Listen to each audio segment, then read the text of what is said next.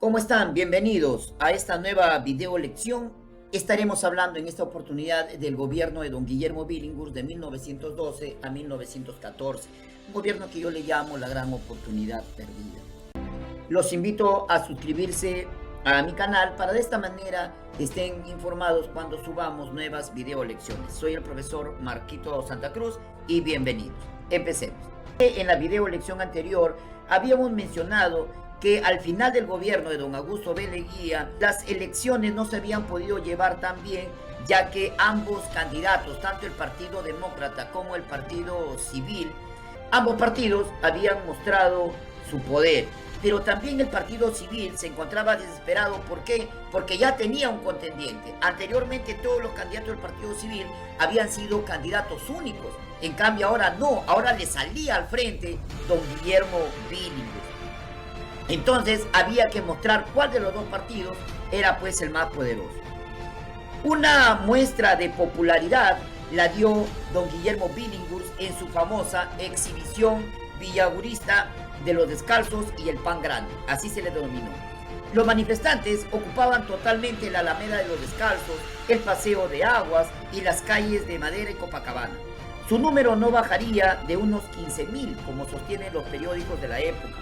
Entre los manifestantes hubo un grupo que llevaba una larga vara descomunal donde había un cartel que decía: este será 5 centavos de pan si sube Billinghurst. Y otra vara que tenía otro cartel que decía: este será 50 centavos de pan si sube Aspíllaga. Es decir, que si ganaba Billinghurst el pan iba a ser grande y el precio chiquito, por eso le pusieron pan grande. En cambio, si ganaba Aspíllaga, el pan iba a ser chiquito y el precio grande. El grupo que exhibió tan singular motivo de propaganda demagógica fue el de los motoristas y conductores, convertidos en uno de los más entusiastas. La originalidad de la ocurrencia fue festejada bulliciosamente por todos los presentes. De esta original ocurrencia popular, según el gran historiador Jorge Basadre, nacería el apodo que llevaría don Guillermo Billinghurst, el de pan grande. Agregando con crítica reflexión, Basadre, este comentario: este nombre, el de pan grande, ha perdurado en el recuerdo colectivo, mucho más que las diversas iniciativas y los varios planes de Guillermo Billinghurst, unidos a los problemas económicos, hacendatarios, sociales y constitucionales. Es el símbolo de las excesivas promesas electorales que luego los candidatos triunfantes no cumplen, de los anuncios tentadores y magníficas promesas lanzadas sobre la eterna credulidad del pueblo para conquistar sus votos y sus simpatías. Yo le agregaría al gran Basadre que no lo dejaron cumplir sus promesas, como lo vamos a ver a continuación. Por otra parte, los votos obtenidos no dieron la mayoría necesaria a Antero Aspíllaga ni a Guillermo Billinghurst, que eran los candidatos contendores. En tan difícil situación, correspondió entonces al Congreso elegir quién sería el presidente. El Congreso, presionado por los seguidores de Billinghurst, da como ganador a don Guillermo Billinghurst, ciñéndose la banda en medio de gran popularidad. Sin embargo, y hay que decirlo, sus enemigos políticos se dedicaron a no dejarlo gobernar y a ponerle muchos obstáculos en su labor de mandatario. Esto ocasionará posteriormente una crisis en el gobierno y el surgimiento de un golpe de Estado comandada por el coronel don Óscar R. Benavides. En realidad hay que decirlo que a don Guillermo Billinghurst el Congreso no lo dejó gobernar. Los aristócratas, los oligarcas, los terratenientes y los gamonales, todos se pusieron de acuerdo para no dejarlo gobernar y hacer que su gobierno termine en un fracaso. Y para ello, posteriormente llamaron al ejército, como lo vamos a ver más adelante. Billinghurst llega al poder el 14 de agosto de 1912. Fue llamado el primer gobierno populista del Perú. Yo creo que él tuvo muy buenas intenciones. Pasó a la historia como el famoso pan grande. Pudo haber sido el mejor presidente del Perú, pero humildemente considero que no lo dejaron. Le tocó gobernar en un ambiente de grandes cambios. La gran burguesía había crecido y se había vuelto más poderosa. Esta burguesía se vio en la imperiosa necesidad de desplazar del poder a sus socios, los terratenientes, de los principales cargos públicos y del propio Estado. Esto no implicaba la liquidación del poder feudal, sino que simplemente significaba desplazarlos o convertir a los terratenientes o a los ricachones, llamémosles así, del campo, de la zona rural, convertirlos en socios menores. A nivel internacional, este fenómeno está ligado al desplazamiento a segundo plano de las fuerzas imperialistas ligadas a los terratenientes, es decir, al capitalismo inglés, y al contrario significa un acercamiento a los socios mayores de los burgueses, es decir, el acercamiento al capitalismo norteamericano.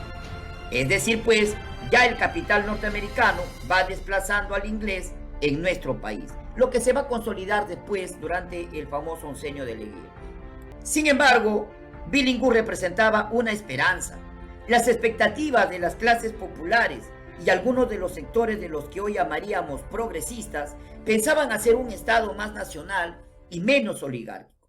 Es por ello que el capitalismo norteamericano se sintió incómodo con Billinghurst. Era inaudito para ellos que el presidente se hubiera atrevido a imponer ciertas consideraciones a los contratos que habían hecho ellos, como por ejemplo el del ferrocarril a Ucayali. El ascenso al poder de Billinghurst estimuló una intensa actividad de los trabajadores que salieron a las calles en busca de reivindicaciones laborales. Después de todo, el presidente era la esperanza de la clase trabajadora. Así, la primera y más significativa conquista obrera en estos años fue la que lograron la Unión General de Jornaleros y Estibadores del Muelle del Callao con el apoyo de la Federación Obrera Regional del Perú, que se declararon en huelga reclamando las 8 horas de trabajo. Recuérdese que antes no se trabajaba 8 horas. El 10 de enero de 1913, el presidente Billinghurst dio la histórica resolución suprema de las 8 horas de trabajo, pero para los estibadores del Muelle del Callao, lo cual ya representa un gran adelanto dentro de lo que es la lucha obrera. El 28 de enero de 1913 se decreta el reglamento de huelga, que significó la legalización de la lucha obrera. También se llevó a cabo la huelga de los trabajadores del petróleo de Talara, donde por primera vez se utilizaba el boicot como una arma de lucha de la clase obrera. Así, el 4 de julio de 1913 se reglamenta la Ley de Accidentes de Trabajo, a través de la cual era el empleador el que cubriría con los gastos por los accidentes de trabajo. Recuérdese que antes era el propio trabajador el que tenía que pagarlo. Todo eso que estamos mencionando lo dio Billinghurst. Asimismo, se fijó un salario mínimo para las indemnizaciones. Todo ello, es decir, tanto las 8 horas de trabajo para los estibadores del Callao, el reglamento de huelga, el apoyo hacia el boicot que se le dio a los trabajadores de Talara, la ley de accidentes de trabajo, el salario mínimo para las indemnizaciones, todo ello llevó a que los obreros proclamaran a don Guillermo Billinghurst como el primer obrero del Perú. Pero no se quedó allí. Billinghurst va a impulsar la creación, por ejemplo, de los barrios obreros. Durante su mandato, se va a desterrar a don Augusto B. Leguía, que había hecho grandes actos de corrupción y que había pues solucionado los problemas fronterizos de una manera terrible para nuestro país.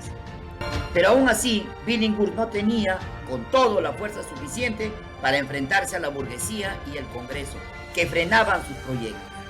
En 1913 se produjo una terrible crisis económica como consecuencia del descenso de las exportaciones. ¿Por qué? Estamos, recuérdense, en una terrible crisis mundial porque el mundo se encuentra cerca a una guerra mundial, es decir, estamos cerca a la Primera Guerra Mundial. Esto provocó un alza en el costo de vida.